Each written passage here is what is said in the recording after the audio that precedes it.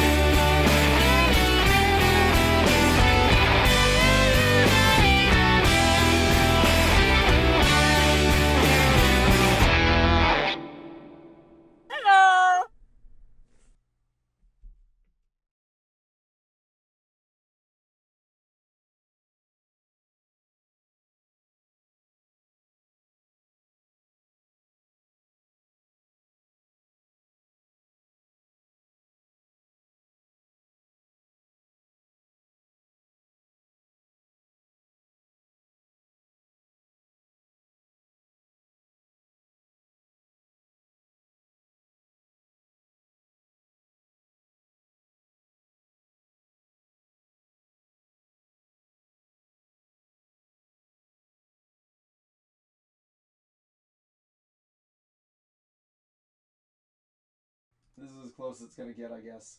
So, with that said, welcome everyone to another nerdy episode of another nerdy talk show where we talk nerd.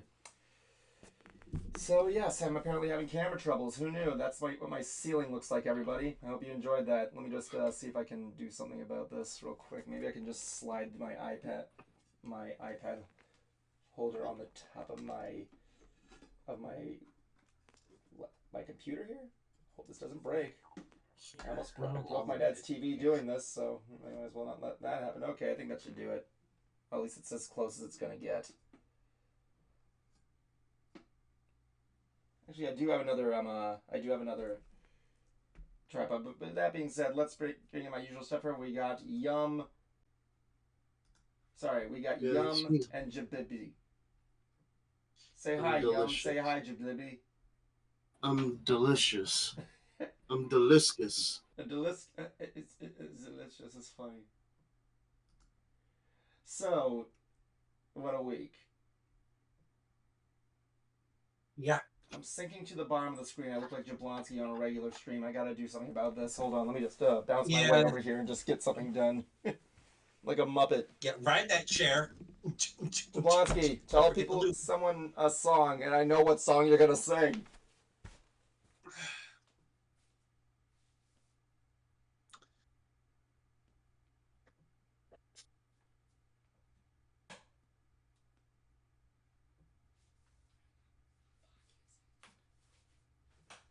Oh, it's behind my computer. What the fuck? Alright. Let me just get this fixed up, everybody. Hang in there. I'm coming. I'm a-coming. Don't forget to bring a towel. Hold on. I think I can get this to work. Hang in there, people. I'm coming. Evan's coming. How did Tom put in the end of Toonami? It's gonna be close. Giggity.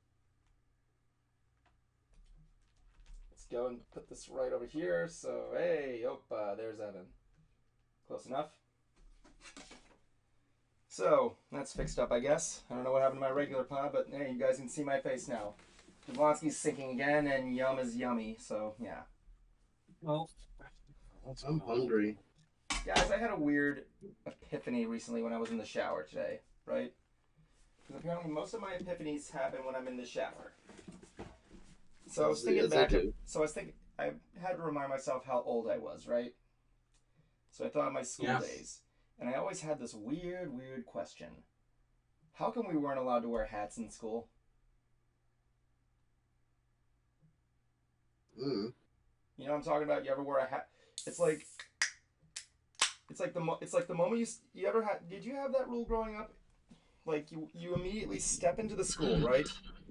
You're just wearing a hat, and they're like, "Oh my God, Satan be gone!" No, because I don't usually wear hats. They kind of did, but we were able to wear them on certain days. Yeah, field day. Remember field day? Yeah, I wore my Ash Ketchum hat. We all did wear that one time. All of us had the Ash Ketchum hat. Today I was working Tron, right? And like Yeah. this kid walked up and he was wearing a Ash Ketchum hat, right? And I was Yeah. gonna tell him like I was thinking about like, oh my god, what Pokemon joke can I make for people who wear these hats next time? I couldn't make a joke because he was like, I think he was like autistic, but he inspired me. So if a user walks on the grid, what do I say when I see a Pokemon hat? Give me an idea.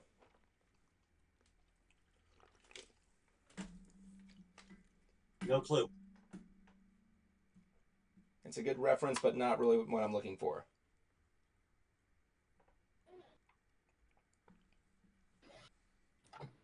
All right, Higgins, you come up with. Oh my God, what the fuck?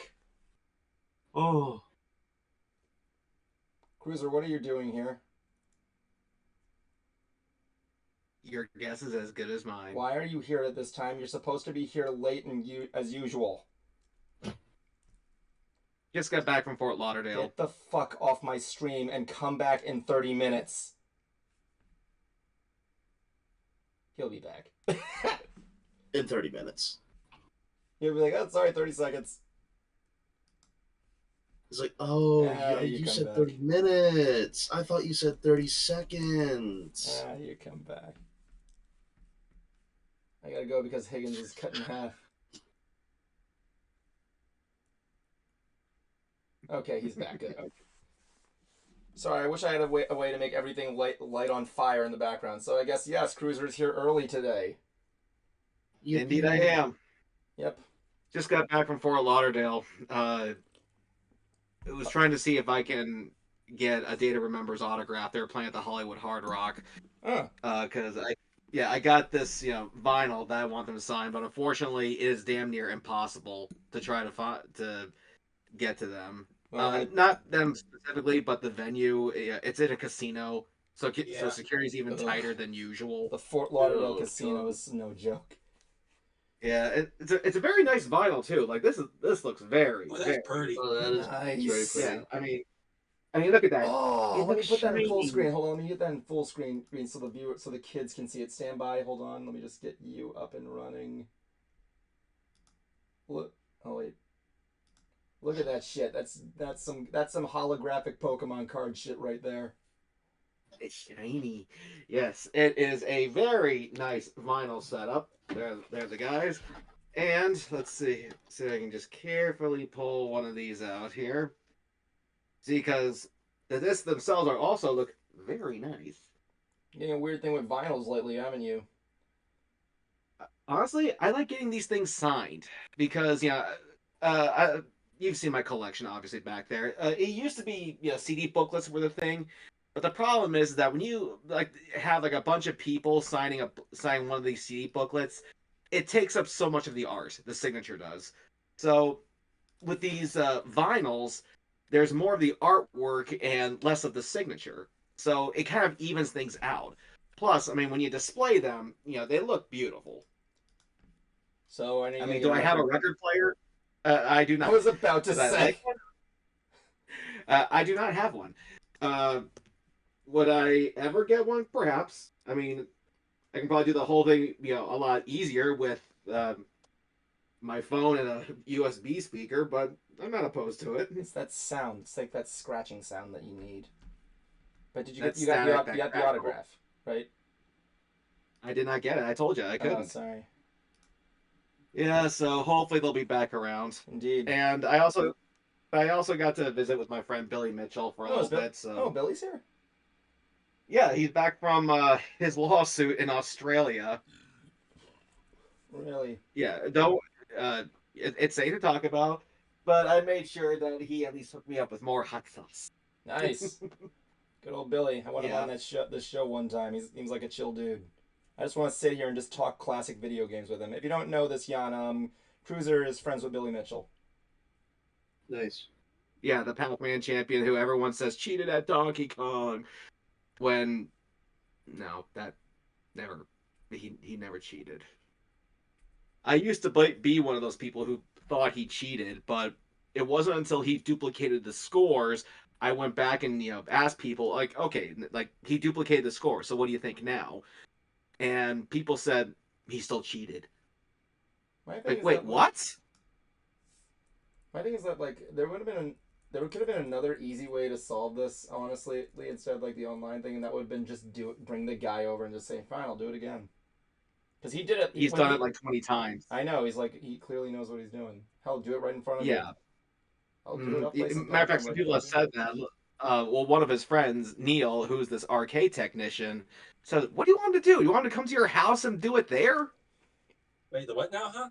He's talking about My friend Billy Mitchell. I visited. I got a chance to see him again when I was in Fort Lauderdale. So yeah, and he's back from Australia, attending to his lawsuit because he is suing a YouTuber from there named Carl Jobst, who was the one who kind of busted the completionist, or at least one of the guys. So, and the I wouldn't say like the press has been all over this, but YouTube has been all over, or at least one guy has, who is an actual lawyer here in the States. And he is kind of revealing to people, like, guys, this has nothing to do with video games here. This lawsuit is about defamation, which, by the law, this guy Carl did do to him. Not just amongst the video game community, but even in his personal life too. Mm-hmm. He's done things that there are certain things that have happened to Billy that I'm not sure if I'm allowed to say, but I'm pretty sure Billy would be open to being on here. Yeah, he's very well, friendly. let's just wait for things to get down there, just lest we don't affect him in any way whatsoever. We don't want to take risks because considering how far he's come. Yeah, and so I just wish I had a bit more time to spend with him, but his daughter was in the hospital. He had to go attend to her. Yeah. So I wouldn't say today was a total bust, but kind of a drag. Yeah. Which brings us to what I was just talking about earlier. Cruiser, were you banned from wearing hats in school? We were not allowed to wear hats. Yeah, why? Because people would take them. Who fucking cares? The students and their parents did. Oh no, my kid lost a hat. Like, no, that's the thing. Not lost. Had their hat stolen. Well, I know, but like, it's what I'm referring to is like Pokemon cards are banned. Oh yeah, Pokemon cards were banned all the time, man. Everything that was cool was banned. Oh yeah. Not at my second high school. I said, what if something really old and harmless got really popular, and then they started banning them in school, like fucking marbles? Pogs. Pogs don't count. It has to be like an old toy, like ball in a cup or something like that, or like pens. What if schools just banned pens? Stick and ring. Stick and ring. The sticky hand thing. Those were cool, man. Those were a fad, no doubt. And you can have any gumball machine. Oh my god, my mom has one of those like old-fashioned gumball machines, and it's awesome. Why? Why did she have it? Why did she have it? Because it's fun. Because it's awesome. Like one of my favorite comedians, the guy who does like I think I showed you Kevin James Thornton. He does like all those auto-tune. He's like the auto-tune comedian. He basically was telling a story about how he got the gumball machine. He like during back then the gumball machine was like a popular gift, and when he got it for Christmas, he put it up in his room. He's like, and puts a coin in there, and turns it open. Like you can put any coin in there, and a gumball will come out, right?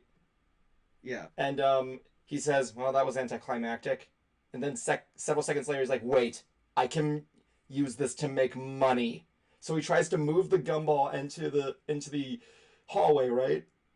And it just falls and breaks. And as he says, that was the end of my gumball empire.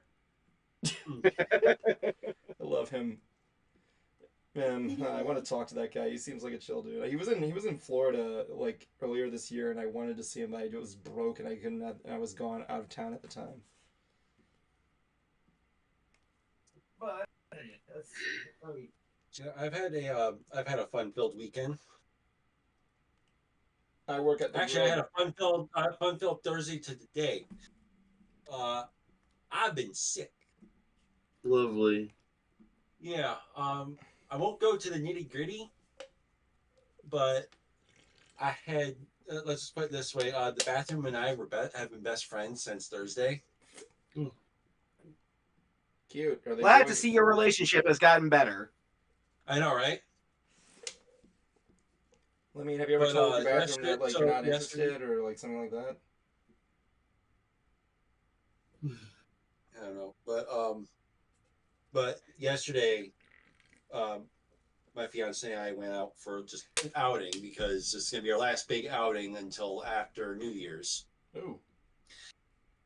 And I'll be right back. Okay. we decided to go to an outlet mall first, and then another indoor mall because they had a Build-A-Bear there, and my crippling addiction to getting the evolutions from Build-A-Bear. Of course you are. You gotta have another Glaceon in there. No, I need to get the other ones because I got Glaceon, I got Eevee, and I got Sylveon. I need to get the others. But while over at the regular mall, I saw they had a gachapon machine. Oh, What's a gachapon machine? You know the little. Okay, the American version is just those little like gumball like machines that pop out prizes. Yeah. These prizes are a bit more intricate. Yeah, like Japanese like coin machines where you can get like the stuff. Yeah. I've seen these things before. Yeah, the stuff in there is like fucking awesome. So one of them had a little Gundam kit inside. So me being me, I got this little guy. I had to actually build him. Do it. Get that That's cute. Get that Gundam shit out of here. It is not SD Gundam, my friend. I'll give SD Gundam one thing. Friggin' I love the action figures were pretty cool. It is too detailed to be an SD Gundam. It's just a mini version of a Gundam. Save Neotopia! But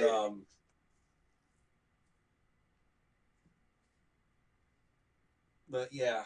Also too is that even though I had to order them online, I am officially an owner of Crocs. Wonderful. I broke down. Wonderful. I don't see. I moved on from Crocs and went to UGG. I'm not Uggs. I'm Snooks. I wear shoes.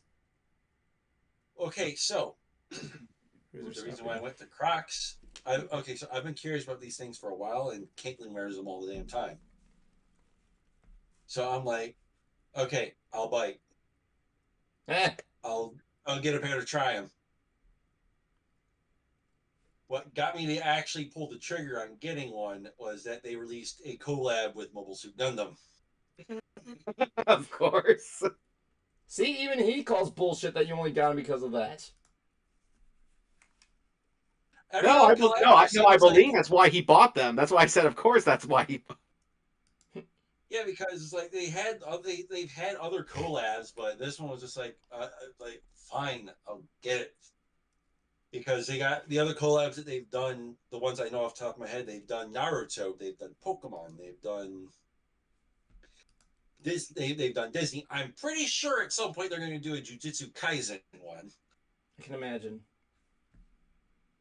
And I look on, so I went on the website to order mine. I was lucky enough to get them in my size because the majority of them were already sold out.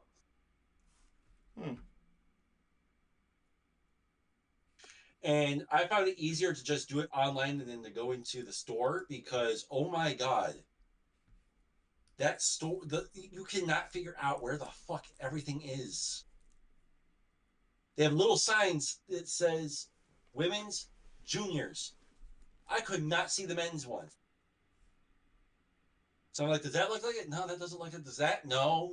And I was already in a shitty mood, so I was best just, you know what? Fuck it.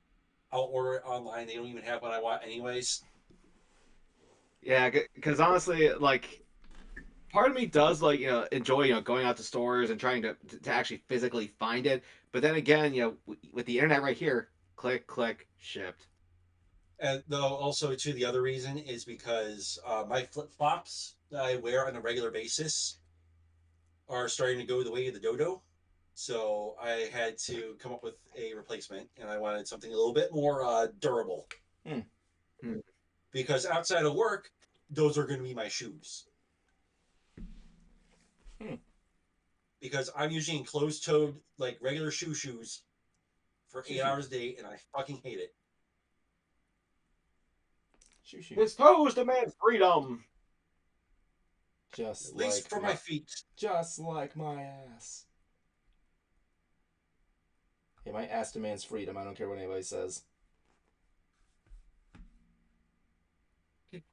Well, anyway, while I didn't get a Data Remembers autograph, I actually have been getting some others lately. Oh, That, yeah, last week it was from like last week you just showed off Jimmy Fallon's autograph. What more have you collected throughout 1 week? Well, some of this is stuff that I forgot to show off. So let's go ahead and start with one that some of you might remember. Danzig. Danzig, fucker. I'm back.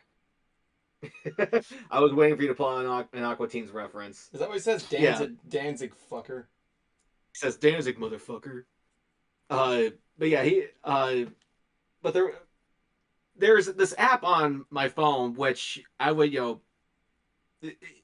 proceed with caution if you decide to get this. It's called the Shop app, and every time you make a purchase on there, it's kind of cool. It keeps track of your purchases. You can actually make payments on certain items, and you also get 1% cash back, which adds up, and you can use that to buy other things.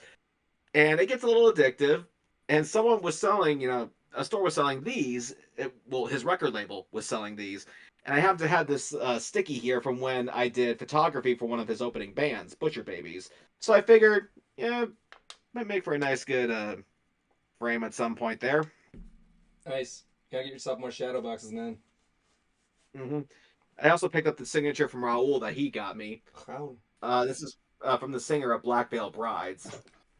It has the lyrics, the world will stain us with a scarlet cross.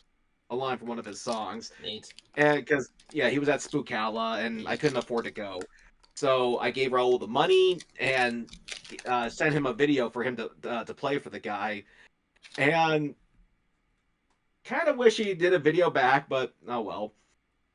I got the guy's signature. That's all that really matters. Neat. Yeah, because a lot of people kept saying that his band sucks. They're a bad band. And I just, didn't check them out. I didn't know if these people were right or not. It just didn't really come across my radar. Until I saw them on the Trinity of Terror tour with Motionless in White and Ice Nine Kills. And I thought, what's wrong with this? This was good! So, it made a fan out of me and decided to get their autograph. And let's see here. I got another album here from Wind Rose. This is Dwarfen Metal. Yes. Yes, I am a dwarf and I'm digging a hole. Digging a hole. Digging a hole. It's like the metal version of Hi Ho, Hi Ho. That's basically what it is. And it came with a signed picture. Nice. I would have never figured that Italy had 5 dwarves living in it. That's got to be like 7 years of good luck right there. Oh, yeah? Let's see here. Another is this new-ish band from Ocala called Wage War. I've been really liking these guys a lot lately. I've noticed a lot of newer bands are coming from Ocala. Yeah, I've been noticing that quite a bit. Matter of fact, the Data Remembers originally from Ocala, but they moved to Orlando because, when they would go off on tour, they would have to drive 2 hours out to the airport. So they I kind of figured. Yeah, so they just moved to Orlando. But came with a signed CD booklet, made sure I hopped all over that shit. Dude, you've been busy this whole week. Well, like I said, a lot of these is stuff that I've failed to show off.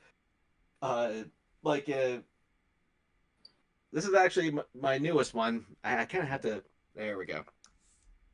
Let's see here. Hold on. If I can try to get it right there. You can't really see it. I tried getting off the wall, but didn't have any luck. That is the new album from Faith No More. It was a signed pre-order, legit, but there was a delay with it, and because it was a delay, they actually included this tour exclusive 7-inch vinyl that they signed. Neat. Very cool. Yeah, so now I got 2 things signed by them. Loved it. And let's see here, keeping it going here. Jablonski may remember this band. I doubt you would, Evan, but this is Everclear. Yes. Yeah. Yeah, it's a little like the vinyl's behind it. This is just the booklet that came inside, signed by the pretty much the main guy, the only consistent member in the band. And let's see here. Forgot to show this off. This is my new one from Scythe. Nice. Oh, yeah. Very, yes. Yeah, the blue colored vinyl too. Now these aren't signed, but the band Ice Nine Kills actually had 8-bit renditions of their 2 popular albums. Yeah, they actually made official chiptunes of their songs, which is, I like these. They're cool, but it should, considering that this is all it was, just CDs and these sleeves, it should not have taken so long to have these things produced and shipped. It's one of the things I do not like about their record label, Fearless Records. It takes forever to get your pre-order. It's like kind of like up there with limited run games. It's like, guys, this is like a little ridiculous here. Oh, yeah. Limited run takes forever, and the stuff they produce is cheap garbage. I hate limited run. I ordered one thing off, and it was a physical copy of Scott Pilgrim. I got it, but yeah, like by the time I got it, I'm like, I ordered this. Yeah, it took them almost 2 years to get the vinyl record to me for Scott Pilgrim. So fucking stupid. And then I look a lot at their CD releases, and they're using just like the cheap CDs, cheap CD-ROMs, and just like lazily pasting labels on it. And it's like people are paying like what, $90 for that shit? Trash, awful, bad. Never buying from them again. Mm-hmm. Yeah. And lastly, I have a drum head here that I want to get signed from Skillet. Nice. They were selling this on their website, and I also have a signed vinyl up there next to Breaking Benjamin of theirs. But yeah, I just noticed that I had the 2 from that I got at Beat. So I figured, okay, well this was just $50. Maybe I can try to get this thing signed. Nice. They are coming to Tampa January 11th, so might be worth a shot. Indeed. Yeah. That's actually funny because there was big news that happened this week in music. Yes, do tell, Evan. All right, so Annette, remember Annette and her one boyfriend, Seesaw, whatever his name was. Anyway, we were doing coding one night, right? And we were talking music. I forgot what we were talking about, but then Cecil comes in and is like, "Hey, you ever heard the mysterious song that nobody ever knows?" And I'm like, "What the fuck are you talking about?" And like, so they sent me this song, and it's literally called the most mysterious song on the internet that nobody knows about. So the next day I'm listening to my usual like history podcast, right? One of my favorite historians is a guy named Simon Whistler. He did a lot of he did biographies, he did a lot of like educational stuff. One of my favorite podcasts is The Casual Criminalist, where he gets handed a script about like a serial killer, and he just makes comments at it as he's reading it. So he did one on this song. So, and then as I'm listening, I'm like, wow, this thing has been in circulation for a while. So here's what happened. Essentially, there's this teen, I'm reading this off here, named Darius, right? He recorded the song off a West German radio station, right? In 1984. And it was like sandwiched between like all these other these pop hits, like new wave pop hits, all that stuff. And there were like songs that are like Ghostbusters or The Twilight Zone, which apparently I didn't even know was a pop hit. And these were all on cassettes. Then they found one cassette that just had a question mark on it. They play it, and there's just nothing there, and they just have this song, this weird German-esque song, with the only identifiable thing being the opening lyrics, "Like the Wind" or "Ride the Wind." So the sibling duo, they didn't recognize this song, so they decided to upload this on the internet, and you can hear the thing. It was clearly like recorded on tape recorder.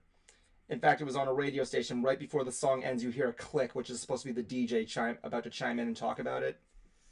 And they're on so they go online. They say, "Does anybody know who this song is? Hopefully, maybe you guys can help us." So people found it, and they're like, "We don't know who this is by." Thus, the search began in 2007. So I'm just gonna. So let's rewind here. This was recorded in 1984, and the search began in 2007. That's almost 40 years ago. So people were going all over the place, and they even found the radio host that was doing the lineups, right? Yeah. But and I think they had like all of his shows like archived, but this one got erased for some reason. Or something like that. I might be wrong. So they find the radio host, and they're asking what he knows about it. He's like, "This was like a demo tape that was sent to us. We got like a lot of them back then, or something like that, on West German." So he's still a radio host, so he decides to play more music and decides to play the song in hopes to find some answers. So people are looking and looking. There's at one point where they're listening to the sounds, and they're actually able to find out what the synthesizer that was used in it was. It would feel a music subgenre called Lost Wave. Are you familiar with that genre, Cruiser? Lost Wave. I've heard of Lost Media, but not Lost Wave. I guess it's like a form of, it's like a subgenre of like lost music, something like that, kind of like Lost Media, but like, you know. So the search goes on, it goes back, it goes on, it goes back, and then last week, 40 years, one lead made a breakthrough. Then I'm reading it here. The new wave track, formerly known as the most mysterious song on the internet, is said to be called "Subways in Your Mind" by a little-known German band called Fex. And now they remained completely, and until now they remain completely oblivious until 2 decades-long search involving this song. Right? A Reddit user named Miriam1412 shared the news with the answer-hungry users after an old newspaper article about Fex had won a local talent contest in September 1984, piqued his interest. After recovering a band member's name from the article, the Redditor reached out asking for old material from the group. Lo and behold, the same song that circulated across the internet for ages, albeit different from the radio version, was included amongst the materials, and those engrossed in the lore finally had their answer. This was a crazy story. The image of the cassette tape sent by the band member and links to the audio files retrieved from where it was also attached were sent. So they emailed the band. So the poster explained in part, "After I emailed him, the band member back, the song is actually quite a famous lost song. He asked me not to go public with it until he spoke with his old band members. In the meantime, though, the song did get registered at GEMA, a site for music and musicians, and people found out about it. But I'm happy to say that the band members agreed for me to go public with it, so there it is." So the official recording of the song is now out. And what's even cooler is that, if what I'm reading is right here, Fex is said to have plans to reunite and re-record the song in honor of the fans. Good. Nice. I don't know if you guys ever heard the song itself. So do they actually? So they have the name of the artist who made it. They have the name of the song and the artist. The song is called which was went under 2 names: "The Most Mysterious Song on the Internet," or "Like the Wind," or like "Ride the Wind," based on like the first like discernible lyric in the. Some people did call it "Subways in Your Mind" because that was also a noticeable part of the lyrics that were available on the old recording. I've been following this thing for quite a few years now. Oh, so how did you feel when you finally got it, when it was finally found? I was like, finally, for fuck's sake. It's over. They finally found it. But it's cool. I knew they would.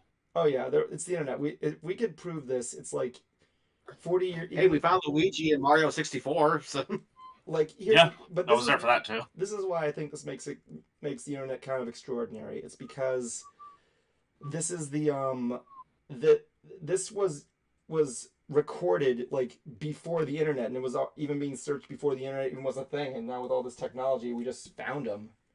It's just crazy. And the weird thing is how this was found on the name was just found on an old newspaper, which I find was really cool. It's and I really think it's amazing. Like I've heard the song before; it's an okay song. I think it's pretty cool. It gets stuck in my head real easy. Oh yeah, it's. But when you looked at what it says, the most mysterious song on the internet, and all you see is like a black screen with this in the background, it has like that haunting feel to it. It's like, ugh. But now we got the whole song, and now like the band. I would love to see. I can't wait for the re-recording. I just can't wait to hear this song in like clear quality. the artist still alive? Yeah, Yes. they're still alive. They're called. They have already done a little like live performance of it that you can find online. Nice. Yeah, but going back to what Evan was saying about how about being able to actually find who did this stuff, because on a similar topic here, there's a YouTube channel called the Residents of Evil. Yes, it is a Resident Evil channel, and when the first RE game came out and it had that live action segment, the actors were not really credited. Only their first names were mentioned in the credits. And somehow like they kind of like just vanished. And somehow this channel tracked down like 5 out of the 6 and got them to not only do a reunion but replay the game. That's yeah, I saw that. The cast of the of Resident Evil 3 did the same actually.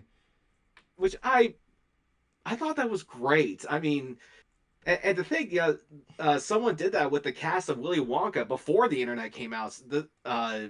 He found all the kids and got them back together, and now they do cons together. Which I found out that the people who did the live action Resident Evil segments, they now they hopped on the con train as well. Hmm. It's like that is so great to see. Actually, Just to have that mystery solved and them being part of the community, it's fantastic. Indeed. It's like one of the things that's cool is that actually, Cruiser, here's the thing. They found the album that this song was on. There's like 4 songs, right? Called Subways in Your Mind, Heart in Danger, Talking Hands, and Jenny. So the song itself is just called Jenny. I'm sorry, the album is just called Jenny, was it? Mm-hmm.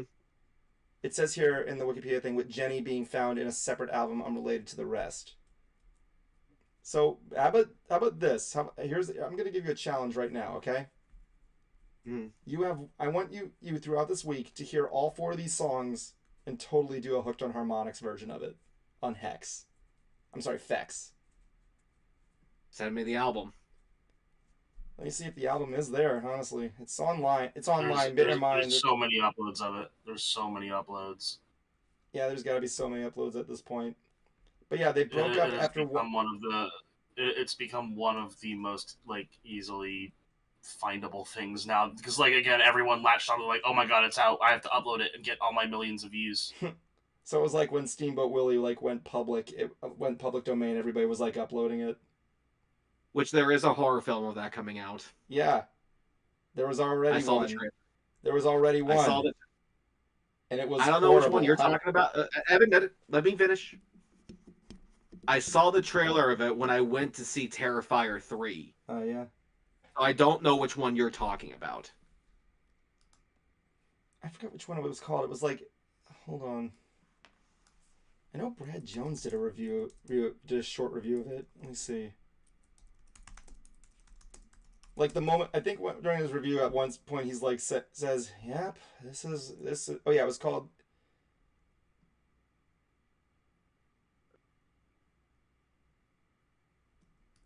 The Mousetrap, was that it? Brad Jones is a screenwriter who worked on the Mickey Mouse themed slasher film The Mousetrap. Is that what it was called? What was the name of the horror film you saw? I don't remember. All I know, all I know is that it played. All I know is that it played during the previews of Terrifier 3. Yeah, there was a yeah. Here it is. It came out in August 2024.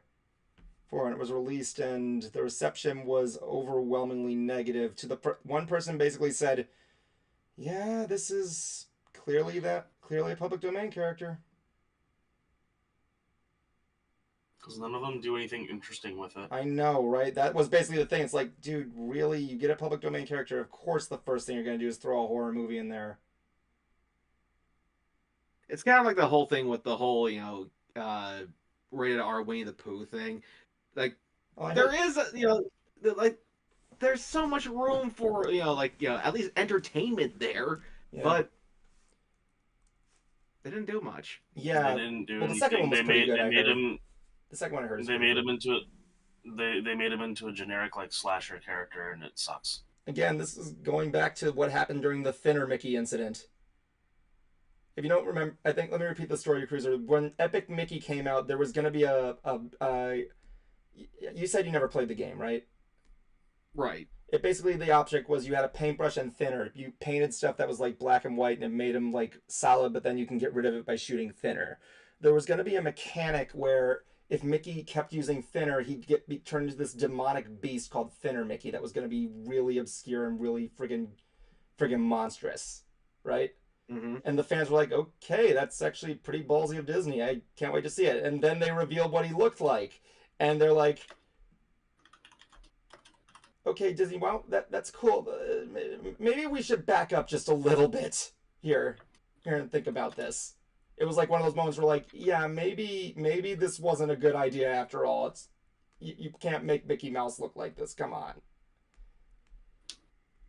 I'm sure you can. You just got to do it right. Yeah, because well, no, because like to be fair, if you remember years ago, I said there's really no such thing as a bad idea, just a bad execution. So, and I still stand by that. I think you still can do a good horror Winnie the Pooh. I think you can do a good horror Steamboat Willie, but no one has done a successful execution of it yet. That was the other thing though. Thinner Mickey looked. The fans said, "Yeah, it looks cool. It actually does look really cool." But like, I don't know. It's like one of those moments where Disney. I don't know if this is gonna work for you. Like, I think it looks cool. It was just like, holy fuck. It's like Disney. You just can't. Hold on, I'll show you a picture of what it was gonna look like. I don't know if you ever Higgins. I'm sorry, Jan. You ever seen the image of Thinner Mickey? Mm-hmm. Yeah, and you remember the incident. Yep. I think Thinner Mickey is cool. Yeah, I thought it looked cool. Everybody thought it looked cool, but when they saw it and they saw this was like on a Disney game, it's like maybe we should back up a bit, Disney. Like, really, I think this which honestly is a coward move from Disney, considering that they've had some other like crazy shit before. Well, that was the thing. Like, it wasn't so much a cowardice; it was by fan demand. No, they should have doubled down. They did. That was what happened. They doubled down on it, and that's what happened. Mm-hmm. And it didn't work out. It was like, in fact, this is actually kind of a praised moment by fans that Disney decided not to do it to tarnish the image. I think it's lame. What? Well, fans don't know what they want. Yep, they found a beta. There was a beta version of it that was released called Scrapper Mickey. I sent a picture of it to you, Cruiser. I think it looks awesome, but everybody else thought it looked awesome, but then they're like, when they see this is under Disney's Epic Mickey, it's like, maybe we should back up a bit. It looks cool. I know, it looks cool. Does. I gotta give him credit for that. That does look sweet. Yeah. It looks sweet. I'd have that tattooed on my back if I got the chance. Yes, but again, if you look at it and then you're like saying, this is going to be what Thinner Mickey's going to look like in an official Disney video game. Mm-hmm. Yeah, you get it. You get it. Can you repeat that? It's like I got another message. It's like yeah, everybody thought the same thing. It looks cool, but then they realized, yes, this is what Thinner Mickey's going to be like in Disney's Epic Mickey, a Disney released game. Yeah, Yeah, basically that do was the it. big reaction right there. It's like, yeah, but it's like Disney, maybe we should just back up a little bit here. There was another attempt doing it apparently called Scrapper Mickey. There was a beta version of it where they tried to tone it down, but at that point Disney's like, okay, maybe we should just get rid of the mechanic because it's not working. Because Scrapper Mickey looked underwhelming. They just couldn't find the balanced medium to it, and it was like, yeah, this was what Scrapper Mickey was going to look like. They just kind of toned it. And after they saw that they didn't like it, they didn't release this until like later, and it's like, yeah, until they found the files, and like, okay, maybe we should just make him just shoot thinner. It's not going to be whatever. Honestly, this Mickey looks like it came from Rap City Street Kids. Kind of does. It does look like one of those things there. Mickey with, I don't know what's different here. He's like he looks more. He has like Sonic eye. Mickey contracted a bad case of Sonic the Hedgehog eye. Oh yeah, he does. Oh no, fast. But in some other news, I finally collected the last piece of my Shining Armor toys that I'm going to get ready to send to Andrew Francis for him to sign. Nice. Now, yeah, I got both of peas. the What? Jan said G's. No, I said mashed peas. Her favorite. Yeah, now I rebought the 2 Funkos. Cool. Yeah. And of course, the small one that goes to the Castle playset. Eeks. These were relatively easy, but the other one wasn't really that damaged. Like I just gotta kind of re-glue the bottom. So instead, I got a different one for him to sign, and this was actually more rare. Oh yeah, I've seen that one. Yeah, Target of course got a bunch of the exclusives. And so I figured I'd get him to sign it. Hopefully, I'll run to Britt McKillop again for her to sign this. And I'll have a nice, good collector's piece right here. Cool. I am dreading the shipping and handling to Vancouver, but the guy's offering to do this for me, and I can't thank him enough. Yeah, man. Andrew Francis is a good guy. Yeah, and I'm actually trying to get him on Brony Debates because the one thing about him that most people aren't aware of is that he's an entrepreneur, and he's about to do a Kickstarter for his next business venture, which I think is some sort of like meditation spa. And so we want to have him on Brony Debates to talk about being an entrepreneur and whether or not it's worth for people to pursue and promote the Kickstarter. Hmm. Yeah, so definitely looking forward to doing that. Because I also want to invite some of our colleagues on there who are basically like say like Finn the Pony or maybe Silver Quill, because they're basically small brands, and brands basically are businesses. So I figured it'd be good to have them on to kind of discuss it. Nice. And just open up some dialogue. God, I'm looking up more concepts of Epic Mickey. I heard the remake is really damn good, especially with the new graphics. I gotta play it sometime. I didn't finish the original. Anyway, let's move on to something else here. Jan has been silent, and it makes me nervous. So, Jan, what are you doing? I'm chewing on Altoids to keep myself awake. Altoids? I'm eating mints. That's what it's come to? Eating mints? I love eating mints. Really?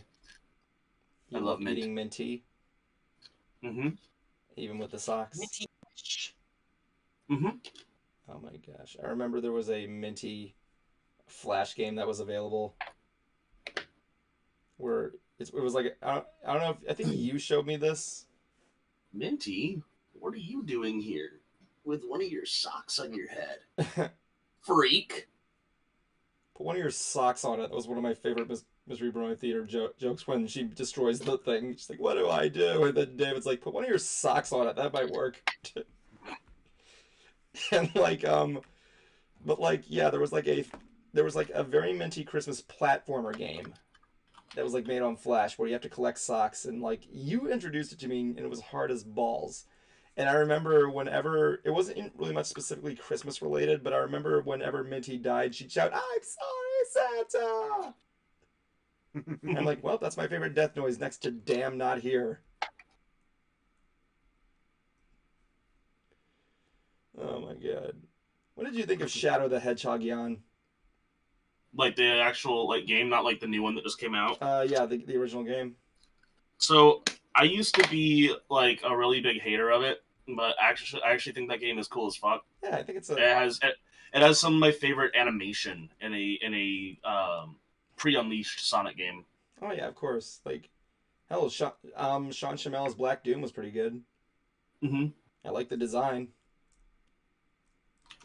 Like, the story's stupid, but like, then again, I can't make the argument every Sonic story is kind of stupid. Like, I find that interesting, like, how Sonic and Mario have been able to get away with the same plot over and over and over again. Probably how AC/DC is able to get away with releasing the same album over and over again. Touche. Oh, man. Who is their lead That's singer? basically what it is, man. Who is their lead singer right now? Brian Johnson. Wasn't it Axl Rose at one point? Yeah, he filled in temporarily when Brian was going through some sort of a health issue. Oh, was he good? I don't know. I didn't hear it. I don't know. I have to imagine it was because Axl has a very distinctive voice. Yeah, too bad he's an asshole. Yeah, he is. I want to like if I had the chance, I would want to punch Axl Rose square in his perfect teeth. Honestly, probably why I'm not going to go to see him anytime soon. But I still can't deny the icon that he is. Or yeah, that's the worst part about it. You can't deny his influence. Mm-hmm. That egotistical fuckhead. Yeah, seeing a lot of those in the rock world recently, which is also why I'm not going to see Ghost anytime soon, because they actually banned phones from their show. You actually have to ditch your phone in this sealed bag that you can't open unless you go to a specific area in the arena. Yikes! That's stupid. I'm like, fuck you. Yeah, so I'm not gonna go. And they also, the other shitty thing too is that they are offering a VIP package, which okay, I'm all for those. This thing is $1,666, and you do not even get to meet them. That's stupid. You don't even, you don't get an autograph either. What you do get, I mean, they got like most of it, right? But the fact that you don't get either of those things, fuck you, dude. Like one perk you do get is that you can attend as many shows, by paying this one big large price, throughout this entire year, all throughout America and Europe. And I'm thinking, like, I'm gonna be flying across the country to see you guys multiple times, okay? I mean, if you have that kind of scrap, good for you. I say it's not worth it. Indeed. Like, you can't even have, like, a beer with them or something like that? Come on. Mm-mm. Dude, it's like, come on. Can I at least just sit down, have a beer with them? Come on. You can't even do that. Yeah. Fuck them. Fuck Ghosts. Yeah, matter of fact, we just saw Steve Vai with Beat not too long ago. And, yeah. He's kind of guilty of something similar, where during his tour with Joe Satriani, when it came, what they would do, because they have they were trying to sell as many of these things as possible, they all came in early to do a Q&A. Now, I actually do like that idea because you do have a lot of fans, and they should be able to ask you a question here. But when it came time for the photo op, they didn't even come down from the stage. They got they got all the fans in the line. Took 10 people. They stood on top of the stage. You're down the bottom, and they took the picture like that. Like, that's shitty. What, now, Pentatonics did the same thing when I took my mother to see them, but it was just as we were coming out of COVID. So during that time, I could understand, but I better not see that again. But I was happy to find out, though, that during the Beat Tour, when we went there, they did, in fact, come down from the stage and actually did take, pictures with people for per party. Like, good. That's how it's supposed to be. Yeah, that was like the VIP package, wasn't it? Didn't the guys behind us tell us? Yeah. Oh yeah. So good to see that at least Steve I learned that lesson. Thank you, Steve. Appreciate it. Yep. Because you know what? I'm willing to give these people my money. My wall is covered in signed memorabilia. I love meeting bands and artists, but if I'm paying you this kind of scrap and I don't get a photo of an autograph or even like just 5 minutes to say hi, fuck you guys.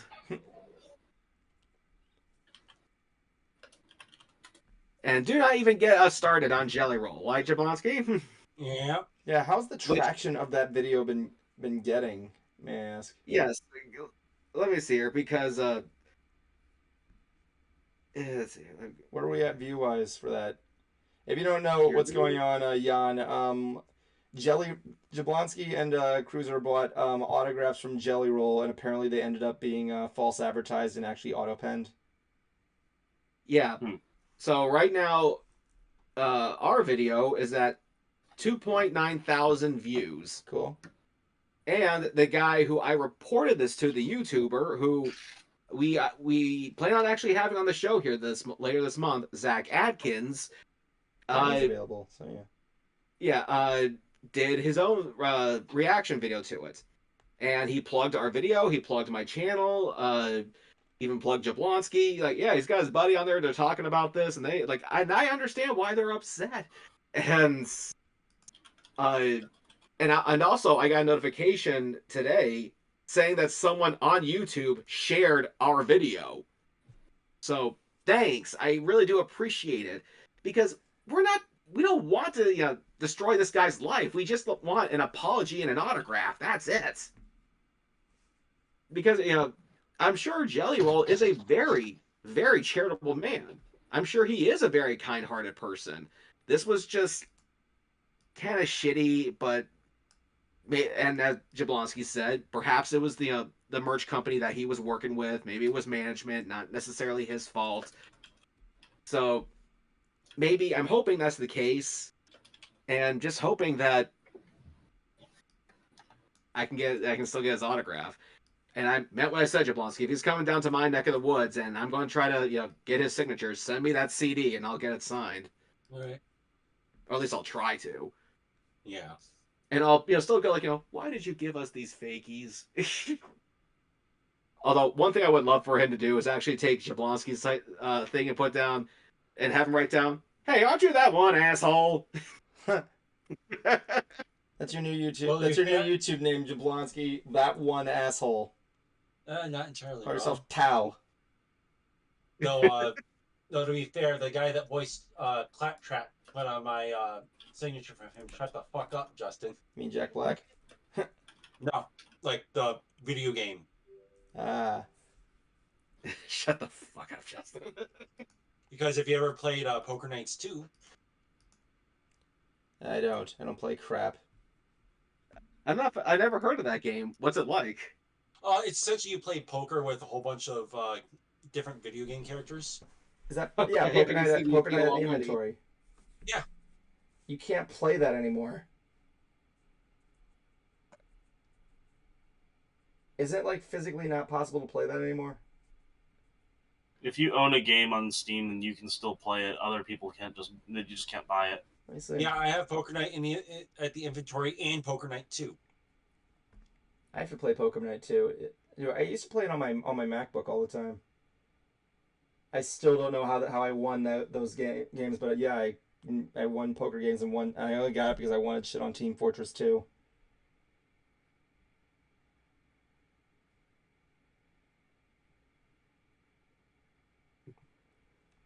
And the room goes silent.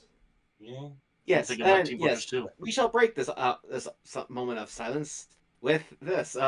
Still, kind of getting the hang of GarageBand, and with the song that I'm trying to do, I'm trying to get focused on what I'm trying to do for the soundtrack for my book, and so tried writing something here. It's not coming through.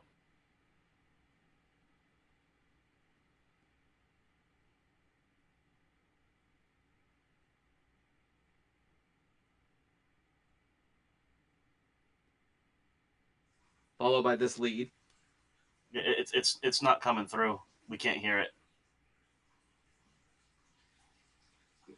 Try to move this a bit closer.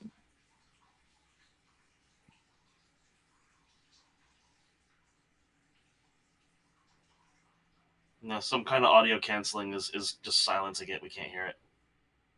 Okay, let's see here. I'll just pull up GarageBand then.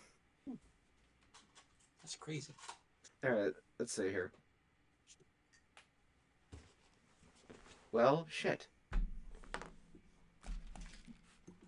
It is not coming through. Sorry, left. What was that about? Noise canceling is not being Cruiser's friend right now. Damn it. Yeah, I wanted to see if I can play, what I tried writing for my book, but I'm playing it right now on GarageBand. There's no sound coming out of it. Nope. You'll get us copyright infringement. Not for something that I wrote. You'll get us copyright infringement. Things.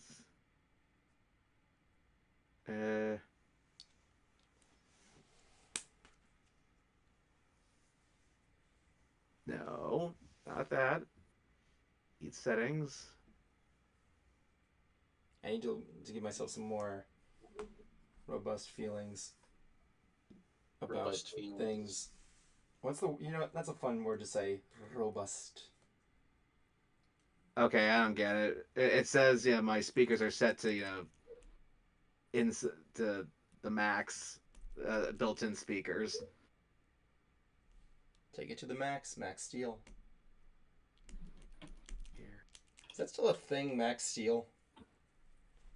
I don't know. You remember Max Steel? Want to know something funny that happened? What happened? So have you guys heard about the packaging on the Wicked toys? No. No, what's up? Okay, so everyone knows that the Wicked movie is coming out. Yes. So they of course are releasing toys, and one of the things that they are there is just like a little website on the back. However, the website on there leads to something not so good. What does it lead to? It's corn. It's a corn site. That's awesome. That is awesome. It's like that Roger Rabbit game. It's a real shame no one ever recorded that phone call from the game that you're supposed to call and get game tips from. No one ever did? I can't find it. Let me see. I'll look it up. But yeah, really? So that's just unlucky. Yeah. Oh my gosh. Roger Rabbit NES. Phone number. Let's see here. Calling the Who Framed Roger number today. 2014. Really? There's no way to find it? There's some lost media. Original. Mm-hmm. That's ridiculous.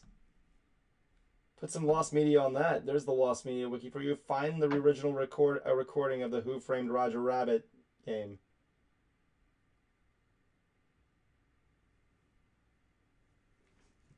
Honestly, when you looked at that stuff, it was like, it actually wasn't a bad idea.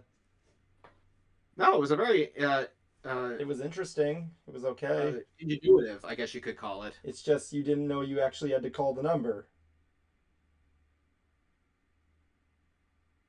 I mean, like, there was actually a Clue game that did something rather interesting. Rather than, it was more like spy versus spy.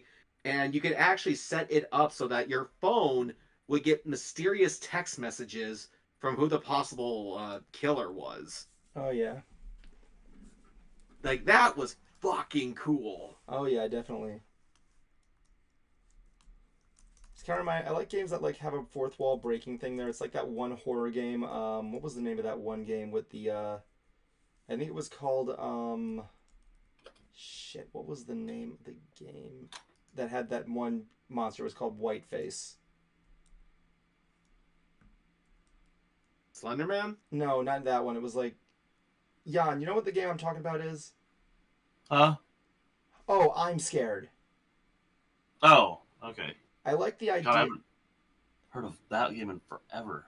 I like the concept of that game. I won't tell you what happens at the end or what you have to do, but basically, the game, you have to play the game, and it messes with your computer, and you essentially got to work with the computer virus in your computer to get the game to beat the game. Oh, that sounds cool.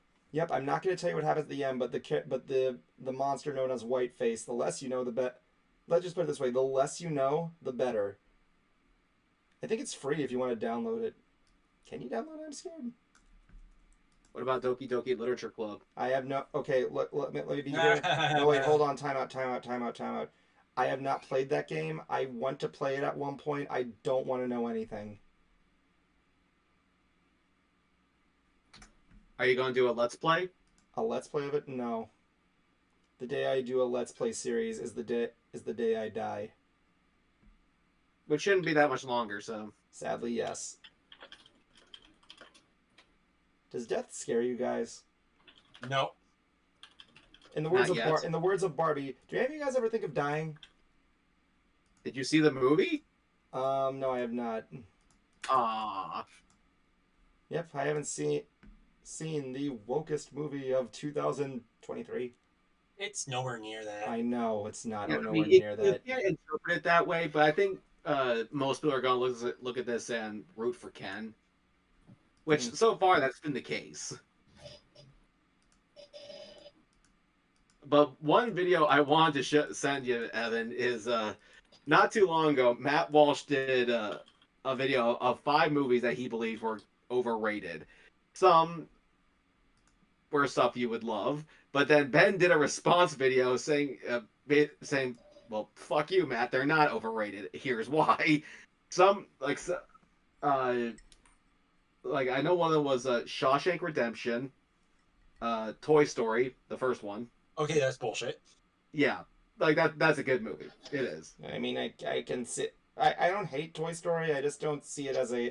I know why it's an important role in film, but I think it's okay now. Although I do.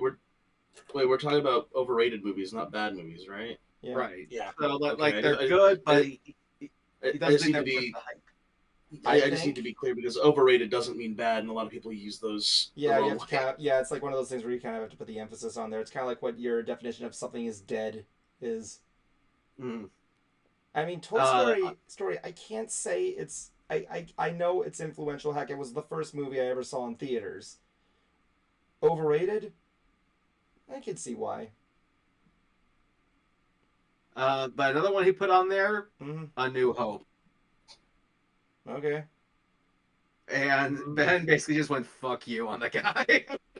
Well, I can kind of see that. There, honestly, A New Hope is not even that good a movie. Let me rephrase that. It's a good movie. It's just. You ever play? Let me put it like this way: the best way I could describe Star Wars: A New Hope is like going back to play Crash Bandicoot 1, or like Tony Hawk's Pro Skater 1.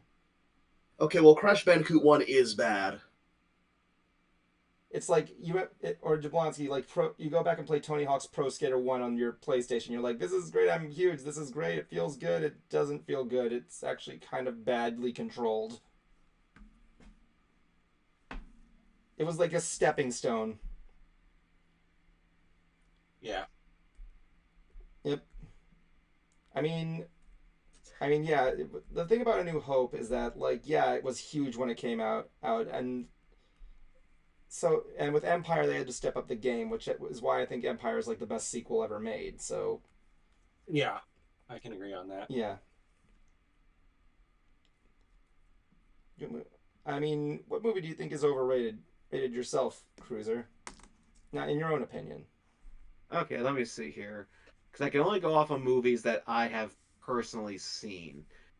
One that comes to mind, because I remember this thing got like a 99% on Rotten Tomatoes. And while the movie was good, it was nowhere near that good. Mm-hmm. Zootopia.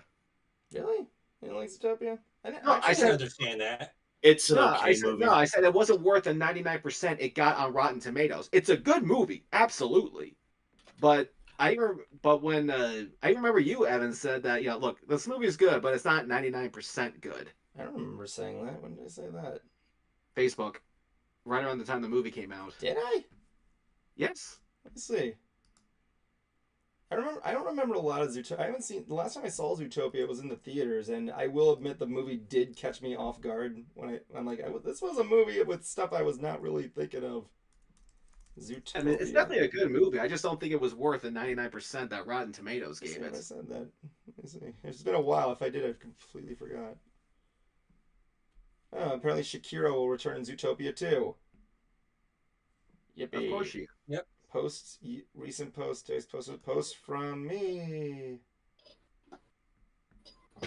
Let me see here. Zootopia 2. That was Zootopia, huh? Well, I will say it was definitely a cute movie and handled the subject matter really well.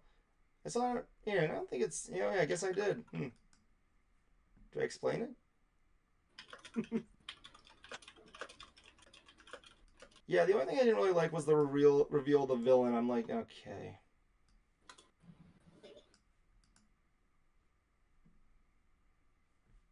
Yeah, so I would say that is, again, it is a good movie, just not 99% good. Like if I was there, I'd probably put it in like an 80s, like somewhere in the 80s. That's a bit more fair, yeah. Yeah, like like I like how people look at it and say this movie was preachy, and then like a year later, it's like, okay, maybe we need this movie. But like the thing that was, but I like to see what they do with Zootopia too. The last one caught me off guard. I'm hoping they can do something new. I mean, Inside Out. Someone actually made an abortion comic out of the two characters in that movie. Of course they did. They made an everything comic out of it, Cruiser. An everything comic out of those two. I don't know what an everything comic is. It means they've done pretty much everything with those two characters there is in comic form. Oh, it was like maybe like a style of comic or something. Yeah, basically that everything they did. These characters have been put in every scenario online. It's like the rule. It's like Rule 34, where if it exists, there's porn of it. If it exists, Zootopia. The fans made Zootopia do it. I do like seeing that one video where they where someone's playing it in the background and their dog, and it goes to the part with the German Shepherds howling in the movie and their dog was howling with them. It was cute. But like, Okay, so Evan, you give us an overrated movie. An overrated movie, huh? Let me see here. That's a hard one, actually. I can't really describe too much of an overrated movie. I mean, I do have some on my list. Avatar was a little bit of an overrated movie, but I can't deny its influence on film. That's kind of the thing with movies these days that I feel like are on most overrated lists. It's movies that are that were like important to film, like breaking stuff there. That's the sad fate about movies that like change the mold of like film technology and filmmaking. You know what I'm saying? Stuff such as Avatar, Toy Story. Even some can think Jurassic Park can be overrated. I got one. Me, if there's any movie I think is overrated, wow, I gotta think about this one actually. It's because Evan likes every single movie he sees. I don't, but okay. Yeah, Evan likes Pixels, so. I haven't seen Pixels. I know, it's a joke. You saw Pixels recently, didn't you? Yes. And you said it was fine, but not. Yeah. If you want me to go in specifically, I'd say Adam Sandler's overrated, but yeah. Yeah, that's not a movie though. Yeah. I'm just picturing what a movie called Adam Sandler would be like, and I'm afraid now. So I don't know, Jablonski, you got to answer this question next. I got to think about this really hard. What's an overrated movie? Your number one overrated movie. Never-ending Story. Really? Ooh, no, I can see that. Care to explain? It's just boring. I could not sit through that movie, and like, It's like, yeah, I will give it the puppetry and all that, but at the same time, too, it's just like, why? I want to sock the Why does this filmmakers who movie made. exist? I want to sock every single filmmaker who made that movie Why? because that lied to me. The story did end. Yeah. I want to see a movie title that's called "The Main Character Dies at the End" and see how well the reception is. Well, I think there actually is a movie called John Dies at the End. And there was actually even a YouTube series called Mega Man Dies at the End. Oh yeah, I love that series. I think Jan showed me that series one time. But yeah, Neverending Story, the puppetry's pretty good. I don't think I've ever seen Neverending Story. If I did, it's been a long damn time. I'm trying to think there. It's not one of those movies where it's like crazy like that. I guess if you want my ideal choice for no wait, Jan, you give me your overrated movie. I don't have one. Yes, you do. I already know No, what the I answer don't. is. Oh yeah, well tell me because I don't know. Jan's movie that he thinks is overrated, especially on day one it was released, was Frozen. No, that movie just sucks. It's not an overrated movie. That movie's just bad. Jan, I'm just gonna be honest on this one here. Here. I can't say the movie's perfect, but there's no way it can suck. I mean, you have your opinion, but I feel like you were one of those things. I recently saw a video about a study about why people hate mainstream shit. It's because they want to be different from the crowd. They want There to is stand some out. truth to that statement. Yes, It's like an interesting thing, like psychological complex. But let me see. That- Mainstream films that are overrated. For me, I think I have an answer. And that answer is James Cameron's Titanic. I don't entirely disagree, but Yeah, I can see why. That's a good answer. Like, the thing is, I can't hate this film. That's the problem with this movie. I can't, as an old filmmaker, a film school student, and a fan of film and of most films in general, I can't hate this movie. In fact, if I did hate this movie, it would be almost close to hypocritical because of everything that went into it. The research, the effects, the ideas, everything that was thrown into it. It's a good movie. It's almost perfect in a way. But what would make it overrated? It's just, it's overrated.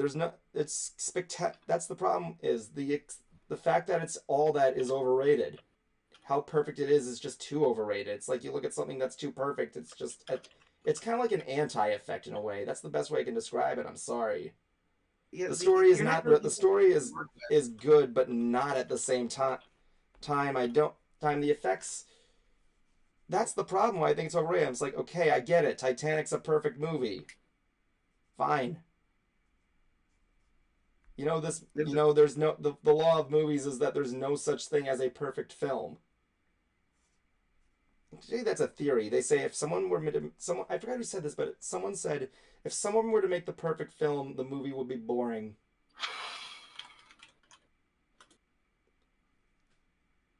That you're not really giving me much to work I know, with, man. That's the best way I could describe it. That's the reason why I think it's overrated is just because it's close to near perfect. That's why I think it's overrated. People put it. It's one of those films that is like, yes, it's praised. I get it. It's just, I don't know how to describe it. It's just maybe it's the vibe you get from it after watching it again and again and again, or maybe it's just like, yeah, I see these effects are pretty good. Maybe I'm wrong. Maybe I need to look at something different. Again, keep in mind, choosing my overrated film was not easy. I just feel like the reason why it's so overrated is just because the excitement is too overblown. It's not underwhelming, it's just too overwhelming. Or maybe you're just trying to do the opposite effect again. I don't know what you mean by that. By again, well, you just said they want to go against the grain. Maybe. But that's the thing. I'm not trying to go against the grain. Right? I think it's a good movie, and the problem is it's just too. That's the thing. It's perfect because it's overrated because it's too perfect. It's great because it was the first time in a movie I saw a pair of tits. Yep. That was literally the first time I ever saw breasts on film. Yeah, I think it may have been mine too. Not gonna lie. Not gonna lie. I did see it in 3D too on the day of the same day of the sinking, and I'm looking at myself. I'm like, Kate Winslet's body really is not that hot after seeing it several hundred times. Oh, not because I've seen Titanic 100 times, because she's naked in half the movies she's in.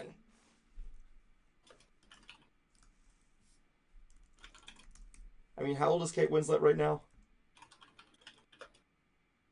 Let me see. Oh, she's only 49.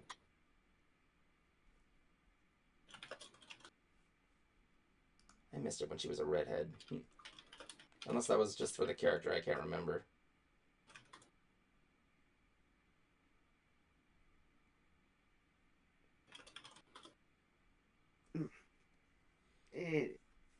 Man, this is nuts. Probably be selling this soon. What is that? Signed Cannibal Corpse. Cool. Yeah. Just because they can be a bit too heavy for me. I really just bought this because as a thank you to the band for letting me take pictures of their show. And yeah, it's just been sitting on my shelf. And the singer came to Spookala. He was a guest, and figured, okay, might as well get it signed. Okay, it's now signed. What do I do now? How many movies has Kate Winslet shown her breasts in?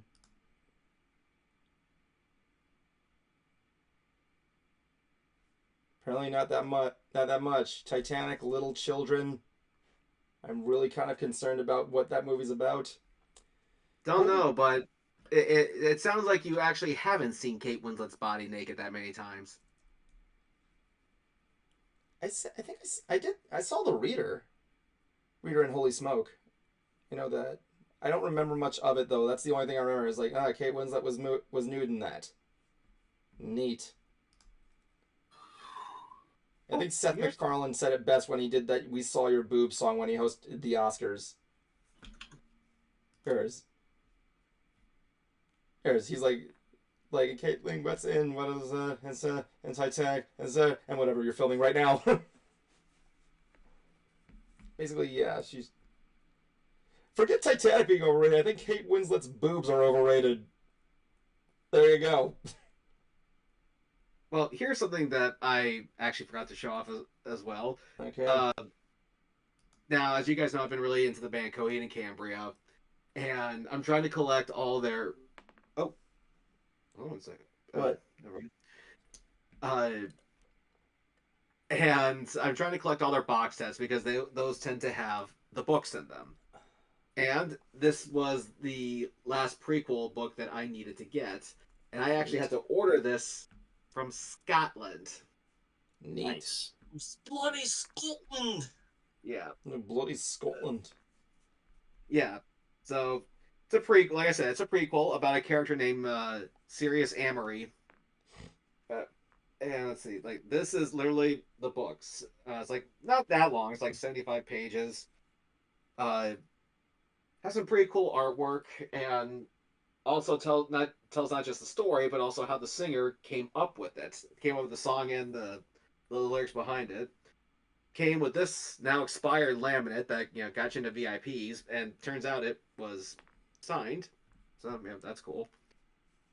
And let's see, in the back, this is actually a 5-disc set. We have the double albums here, some demos, and a DVD. It also came with this. This is actually a certificate to the character, and this commemorative coin that the character gets given in the book. Now, here's the thing, though. One of those CDs is actually blank, because the way how this worked when they first did it was you pre-ordered this, you got it, and only one of the CDs was out. You had to wait till the release of the second one, to which they would give you a download code for you to download the other album and burn it. And that code's long since been expired, so I'm going to have to buy it and burn it if I want to say it's complete. But yeah, I had to order this thing from Scotland. Yikes. Yeah, but now I just need one more of their box sets, and then this will be complete. And I'll have the entire story. Oh yeah, nice. Very. Oof. Yeah. We were Is he at a... calling again? Hold on. He's calling again. Hold on. Who's calling? Okay, see ya. He's gonna do that thing. We are strapped for news this week, aren't we? Yeah, well, considering everything. It was a boring week. Nothing else happened. I mean, Tony Todd died.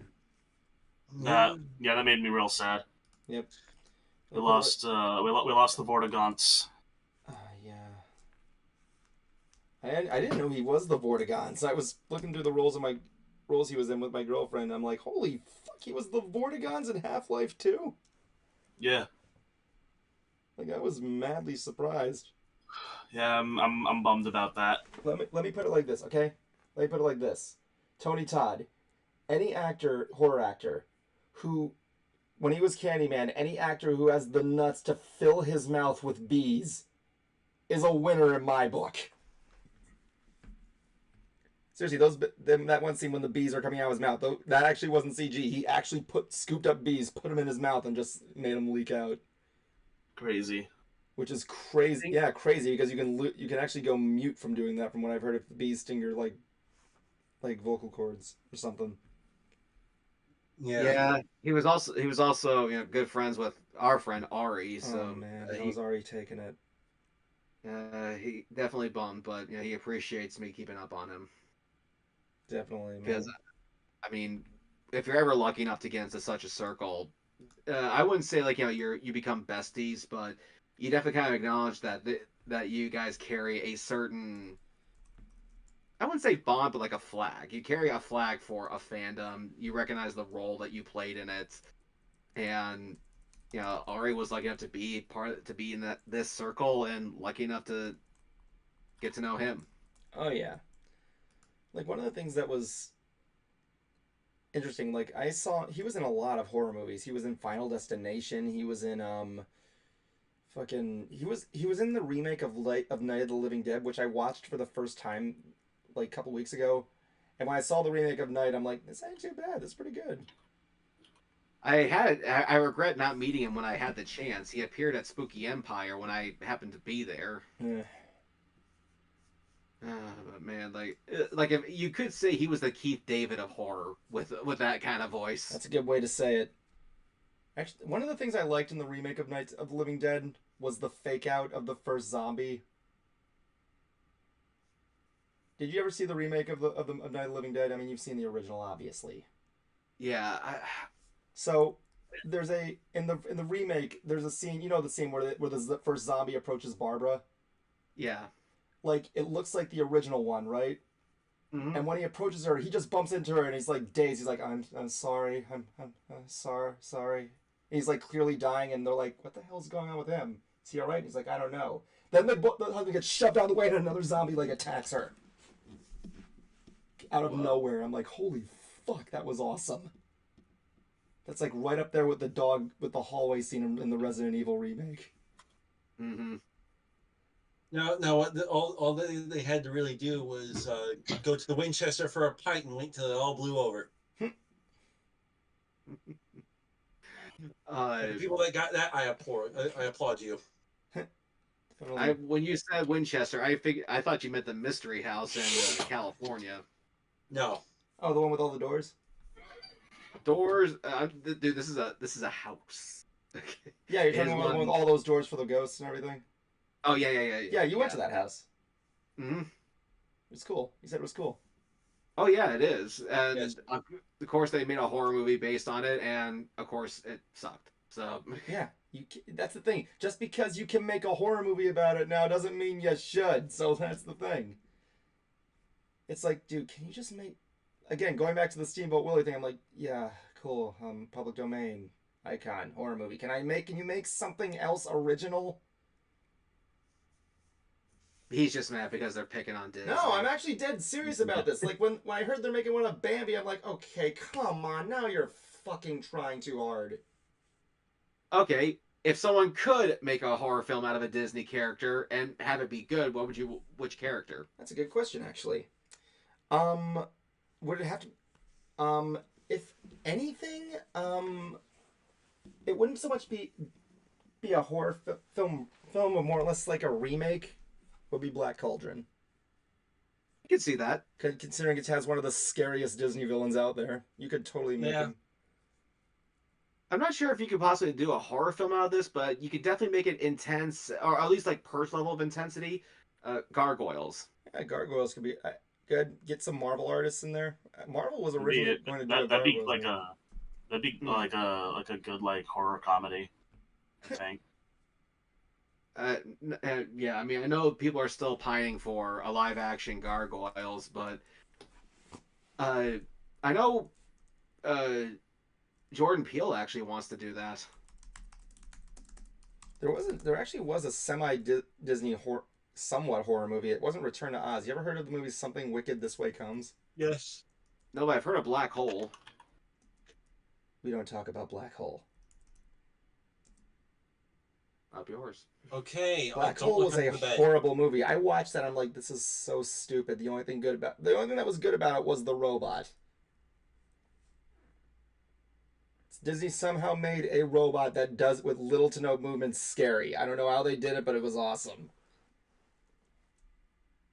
But everything else, I'm like, wow, this is really blatantly obvious what they're trying to do.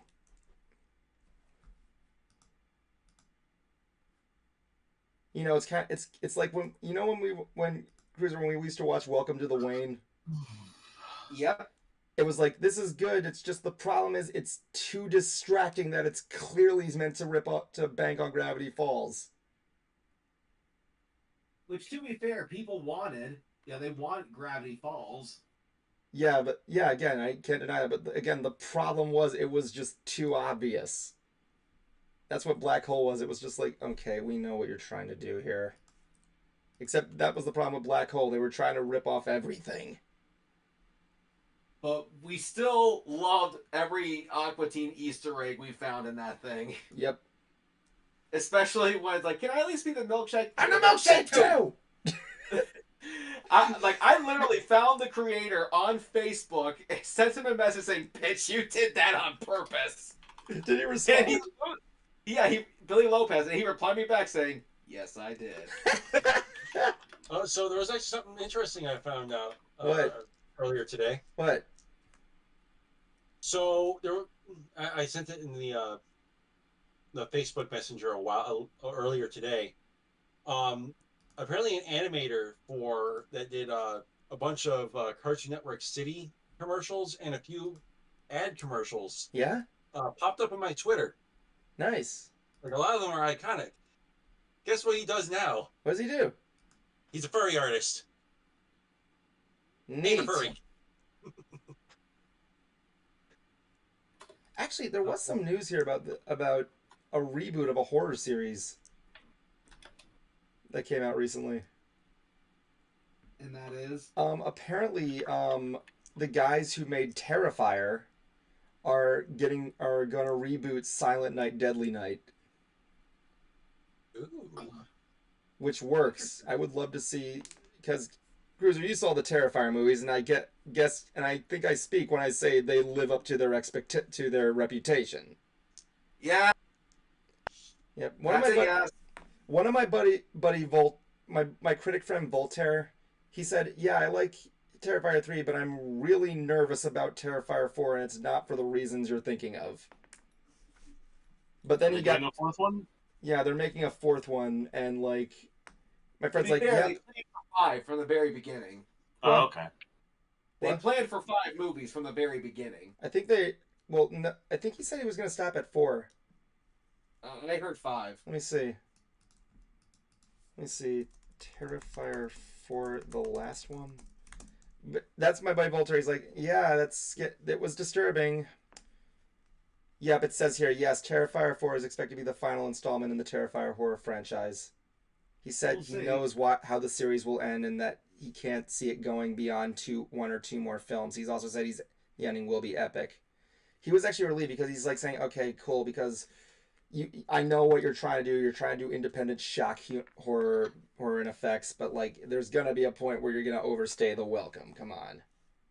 He's like, even Saw's torture scenes started getting more and more comedic as it went along. I mean, the last guy had literally the ability. I mean, during the one in Saw 3D when he saw the guy pulling out his wisdom tooth, I'm like, okay, first of all, that's not even fucking possible. 2, come on, man. You're going to tell me that Jigsaw took out his wisdom teeth, put codes on it, and then put it back in his gums? Come the fuck on. Yeah, but it's funny. I know. That's why he was illustrating the point. He said it was just. Yeah, but it's funny though.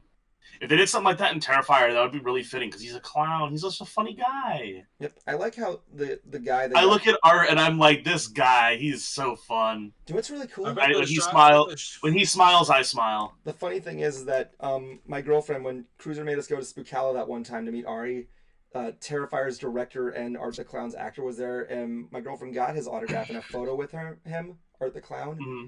And this was before he became as huge as he is now. Yeah, I think he told me about this. So yeah, Cruiser, good call on that one there. Sorry you didn't get his autograph. I bet the pain when the final movie comes out for Terrorizer fans is going to feel like a chainsaw up the ass. If you know, you know. I think Salt and Bleach was the worst one. But like one thing that was the only thing about the third Terrifier movie was like, okay, Art the Clown's using explosives. Yeah, everybody kind of was unanimous by saying, yeah, that was kind of stupid. It's like giving Jason Voorhees a machine gun. It just doesn't work. It's like but it's fun. Wait, who said that, Evan? Pretty much a lot of the fans of the Terrifier series. Even the creators like, yeah, maybe we did jump the ball on that one there. I don't think so. Fun. It's fun. That's the whole point. Yeah, I know what it's supposed to be. The funny thing is that like I like the guy who plays Art the Clown. They got a guy who was actually trained at mime work, which I think was really cool. So he knew exactly what to do. In fact, he went in and made his own makeup and did anything he wanted. But anyway, no, Silent Night, Deadly Night is a good movie series. Scratch that. The first 2 movies are the good ones. Everything else. So, I want to ask you guys. You've heard of the name Silent Night, Deadly Night, right? Of course. When I say Silent Night, Deadly Night, what's the first thing that comes to your brain? All together now. Santa with an axe. Okay, thank you. That's Jablonski. Well, I'm taking care of so give me a sec. Sorry, Jablonski, what? Christmas? No. You've heard of Silent Night, Deadly Night. I've heard of it. Doesn't mean I've seen it. I know you know the meme.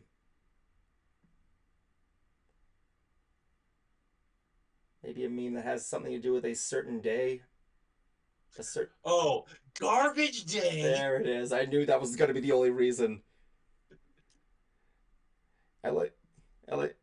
Yes, that's how it's here. I like how the guy who played that guy like disappeared and then just reappeared later, and whenever he signs autographs, he credits himself as the Garbage Man. Yep, the first one's good. I like the concept for it. It's famous for the controversy it caused, and the second one's because of the meme. And the controversy was pretty mild too. It was just the idea of Santa being an axe killer. Yeah, it wasn't just that. It was also the poster didn't help either. It literally just shows Santa's arm coming out of this chimney with an axe. Mm-hmm. So I think the thing was people were misconstrued to think that the killer was actually Santa Claus killing people. I also find it funny that Mickey Rooney was a big advocate for getting the movie canceled, going as far as saying the filmmakers this should have been run out of town, and then he stars in Silent Night, Deadly Night 5. Where he plays a character. You know, I'm just gonna tell you what it's about. It's about an evil toy maker who makes toys that kills people. Mickey Rooney plays a character named Joe Petto. Yes, and he has a son named Pino. Yes, I know what it's supposed to be. It's supposed to be play on the words of Geppetto and Pinocchio. In the words of the Cinema Snob, nope, I can't look past that. I'm sorry. The store is called Petto's Toy Store. Come on. Oh, Lord. Yeah, and the twist is Pino's the guy. Petto dies, and Pino's just a giant toy he made. That's a robot. The Snob put it best. Anybody remember when this was just about a killer in a Santa suit that had severe childhood traumas? Hey, I'll be right back. I'm gonna go get some food. Okay, cool. Bring us me back something. He's gonna bring us back food. When he comes back, I want all of us to say, "What'd you bring me? What'd you bring me?" Anyway, so the first one is great. I like how they got a good killer and you understand why he's doing all this. And when it ends, you're like, you're actually kind of excited, but at the same time you're like let down, but still kind of satisfied. The second one is half of a movie. Because it's literally just the entire half is like, the first half is literally just flashbacks to the first movie. The third one, I don't know what happens. It's about a guy with a brain head. The fourth one, I don't know what happened in it. And the fifth one, I don't even want it. It falls off.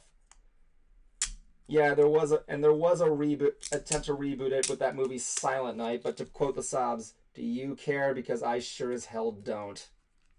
Sobs? The Snob. Cinema Snob. He's like, sure, there was that remake. Do you guys care? Because I sure as fuck don't.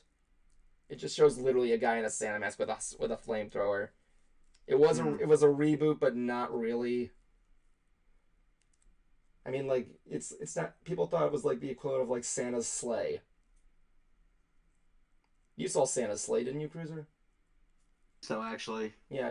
Here's the thing, it's basically about Santa Claus, who's the son of Satan, who loses a bet to God that he has to be the nicest guy ever and deliver gifts to the kids. Let me put it like this way: if you ever want to hear what Fran Drescher sounds like when she screams, you watch Santa's sleigh. Oh, but speaking of quote-unquote Christmas movies. Okay. Japonski, I saw a trailer for a new Jack Black movie. Yeah, I think it's called Dear Santa. I think I heard this, it's literally the fucking meme. Go on. It's the dyslexic meme. Yeah, basically, kids are writing letters, Dear Santa, Dear Santa, Dear Santa. But this one kid accidentally writes Dear Satan. Oh, yeah, I heard about this. And he actually gets the letter. Yeah. And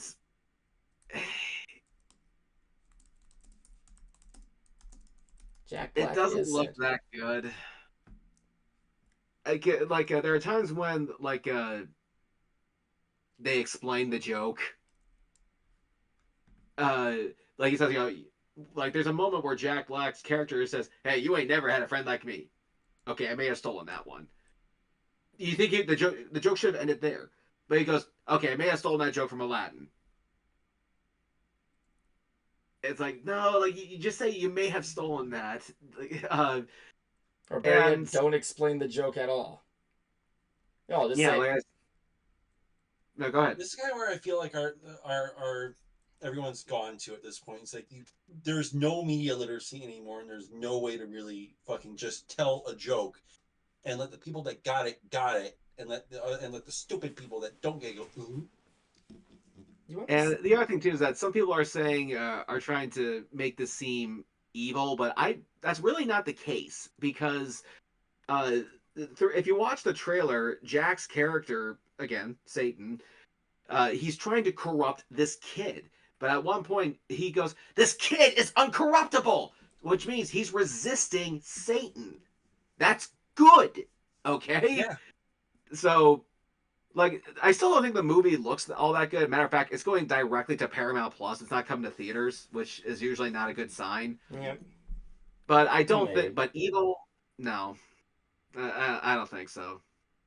Don't get me wrong, I want to see Jack Black play Satan, but this is just whatever. No, that was him in Minecraft. But I'll tell you what he wasn't in that movie trailer. Steve. That was actually something I brought up to my girlfriend. You ever notice that there's like a lot of Christmas movies that are like turning into action movies or like horror movies now? Because they're trying to do the whole Die Hard thing of Yeah, they're banking off of it's a Die Hard Christmas and movie. Krampus. And speaking of Die Hard, I'm like, dude, there's only I saw so this. many times you I can. actually plan on getting this thing.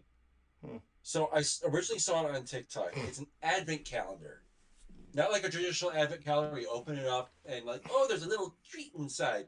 Yeah. No, it's like it's a countdown calendar Hmm. of Gruber falling off of the Nakatomi Plaza building. The only inaccuracy to it, and I could probably fix that just by flipping it upside down, flipping the Hans upside down, is that he's in the movie he's falling upside down. In this thing, he's falling right side up. Hmm. So Yeah, I'm it's gonna try to flip Hans over when I get this thing and see if it still works.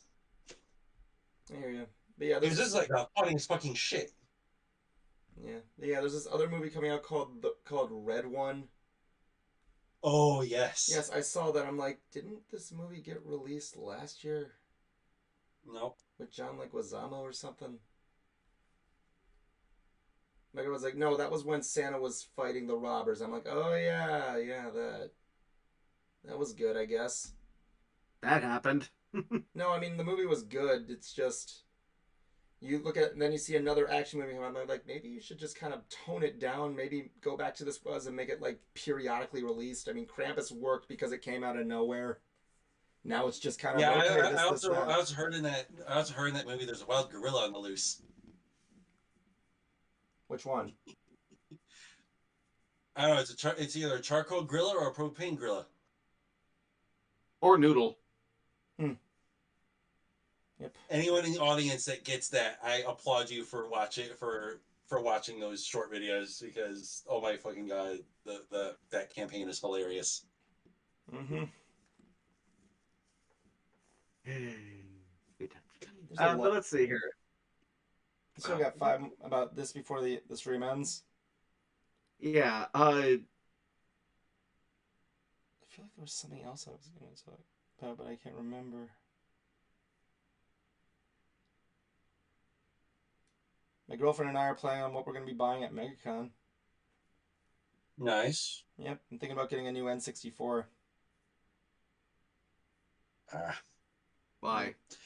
I'm kind of on lockdown for holidays and whatnot, so I ain't really going anywhere. Anyway, Cruiser, you're asking why? Yeah. I think I just want a new one. My old one's getting just old. We tried to hook it up to my girlfriend's TV and it wouldn't play. Might try to get. I don't know if that means it's broken, or I just want to get a new one that's fully functional and keep my old one on preserve. Oh, Evan. Yes. Quick question: are we going to be doing? It wasn't quick enough. Are we doing Secret Santa this year? Sure, if you want to do it. The thing is, like I said, our last stream is going to be on December 1st. Doesn't have to be a stream. Could be a video. It could just be a regular video. Sure. I'm game. You game for Secret Santa? Yeah, I'd be down. Yeah. Yeah, we just send you clips of us opening stuff and just put it on there. Yeah. Yeah, I just gotta choose what the theme's gonna be this year. Last year it was music. The year before that was nostalgia. The other one was. I had this one idea for a Secret Santa where you had to mail you had to choose something that your choice. You had to choose 2 names. One was the person you were gonna buy for, and the other one was the person you had to send it to. The person you had to send it to has to figure out who the gift was for.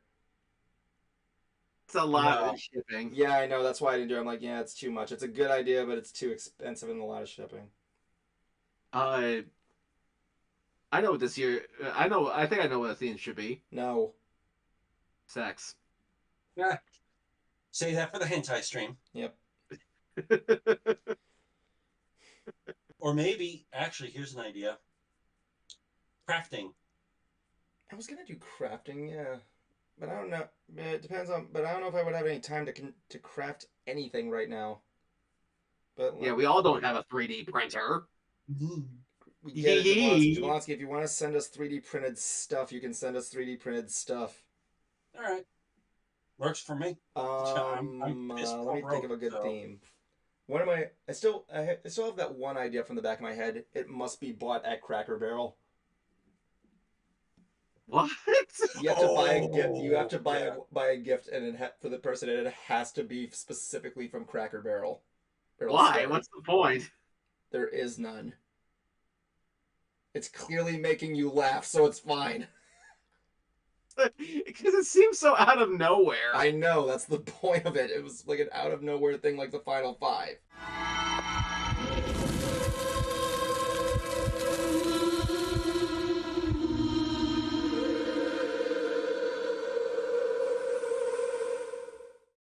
Alright, Final Five time. I honestly don't have much to talk about. I've just been doing a lot of blueprinting for my sister's toy box that I want to build for my new niece. I'm going to be an uncle this month. Yay. Be ready for that. I'm gonna send You're going to be the fun uncle. Well, you know, I chose a different title.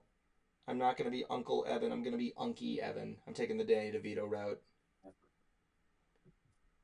To quote his role as Homer's half-brother in The Simpsons, since Bart, Uncle sounds too formal. Can you just call me Unky Herb? I'm like, yeah, that's my name. That's my title.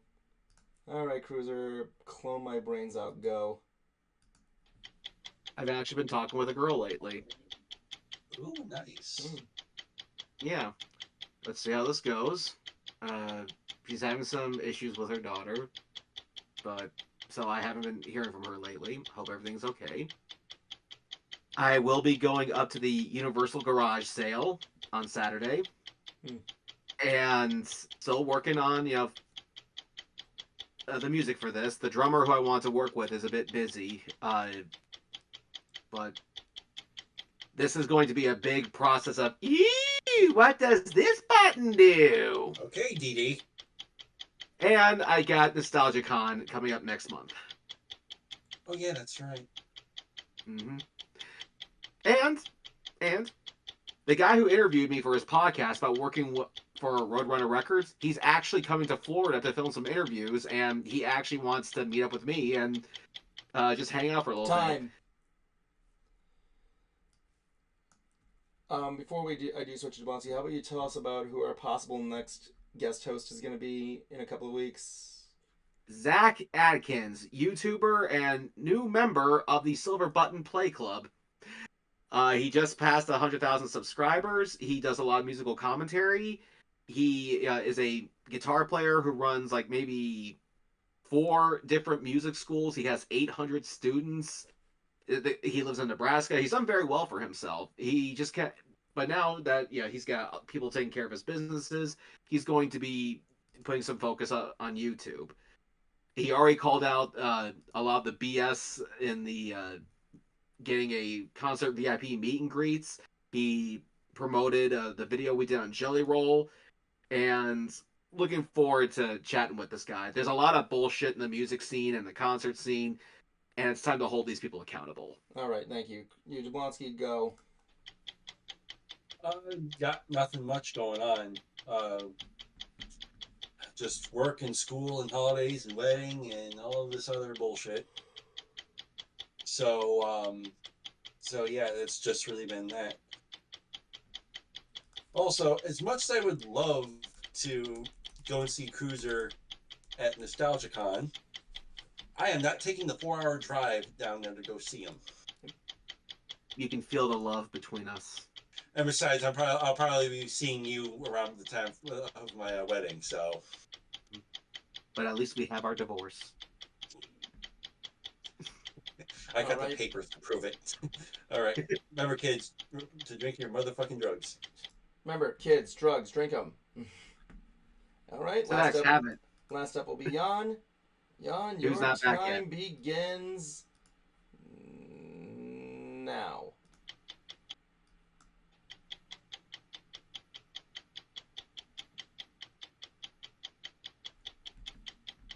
fascinating.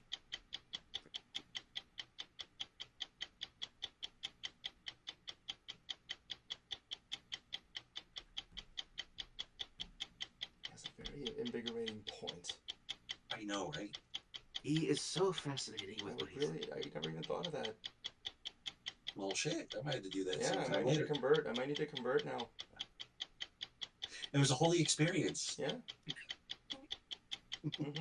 Suddenly, I understand the Jack Black movie now.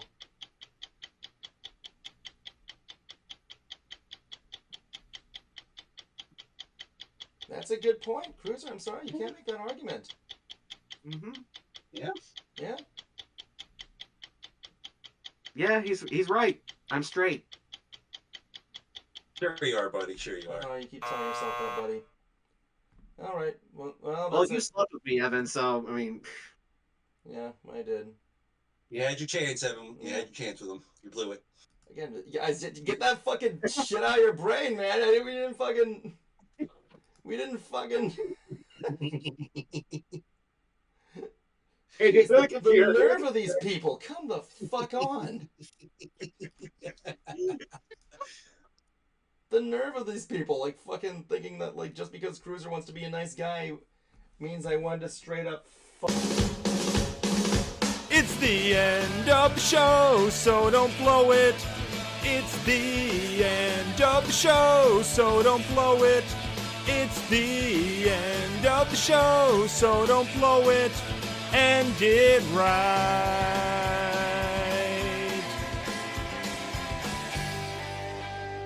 My life is a bacon-wrapped hell on earth.